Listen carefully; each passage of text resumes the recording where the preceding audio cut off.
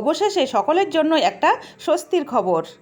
সকল জল্পনার অবসান ঘটিয়ে আমাদের মাননীয় মুখ্যমন্ত্রী ঘোষণা করলেন যে আগামী 17 তারিখ থেকে যোগ্যদের অ্যাকাউন্টে অন্নপূর্ণা যোজনার টাকা দেওয়া হবে। তো আর মাত্র কয়েকদিন, তারপরই মা অন্নপূর্ণা আমাদের সকলের বাড়িতে আসছেন। আজ গাছ থেকে একটা ঝিঙে তুলেছি আর একটা কিনে এনেছি।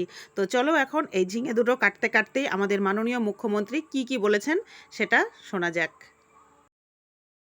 17 তারিখ থেকে অ্যাকাউন্টে টাকা ট্রান্সফার হবে, আর এটা কেবলমাত্র এই মাসে হয়ে যাবে। পরের মাসে থেকে বিজেপি সরকার যতদিন থাকবে প্রত্যেক মাসে দ্বিতীয় সপ্তাহে টাকা ট্রান্সফার হয়ে যাবে। অতএব এটা নিয়ে বিভ্রান্ত হওয়ার কিছু নেই। 17ই আগস্ট থেকে 10ই জুলাই পর্যন্ত যারা আবেদন করেছেন তাদের ভেরিফিকেশন কমপ্লিট করা যাবে, মানে 10 তারিখ পর্যন্ত এই মাসের। 11 থেকে 31শে জুলাই ভেরিফিকেশনের জন্য আরো সময় লাগবে, কিন্তু আমরা এই মাসের 17ই আগস্ট থেকে আমরা 3000 টাকা করে ভেরিফাইড লোকেদেরকে, মহিলাদেরকে অ্যাকাউন্টে পাঠাবো। এবং কারা কারা বিবেচিত হবেন সম্পূর্ণ ক্রাইটেরিয়া 10 তারিখ সোমবার বলে দেব। 17 তারিখ থেকে অ্যাকাউন্টে অর্থ যাবে, সরকারি টাকা, নিয়ম মেনে দেওয়া হবে, বিজেপির সংকল্পপত্র মেনে দেওয়া হবে। একটা স্কিম তৈরি করতে গেলে, দিতে গেলে যে ফাইন্যান্সিয়াল মিনিমাম ডিসিপ্লিন লাগে সেটা রেখেই দেওয়া হবে। 25 থেকে 60 বছর বয়সী লোকেদের দেওয়া হবে। অন্যান্য সমস্ত আপনারা কাগজ পেন নিয়ে আসবেন, নোট করতে থাকবেন।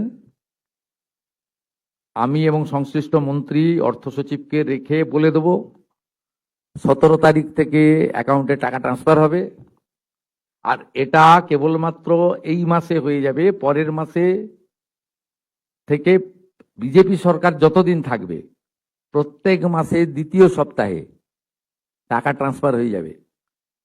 অতএব এটা নিয়ে বিভ্রান্ত হওয়ার কিছু নেই। আমাদের সব সোশ্যাল মিডিয়ার টিম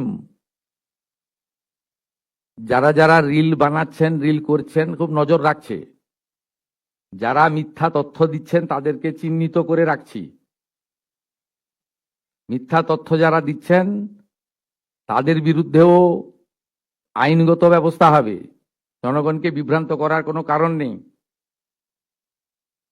মহিলারা পশ্চিমবঙ্গে যেহেতু কাজ নেই, অর্থ নেই, বাড়িতে পরিযায়ী শ্রমিক, এবং এই অর্থটা মোটামুটি একটা কোনো কাজ না করেই একটা অর্থ বিজেপি এটা দিবে বলেছে, জনগণ এটা স্বীকার করেছে, বিজেপি এটা দেবে।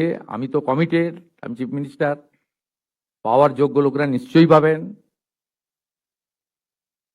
কিন্তু আমি দেখছি রিলগুলোকে পোস্ট যারা করছেন তারা কেউ বিজেপিকে ভোট দেননি।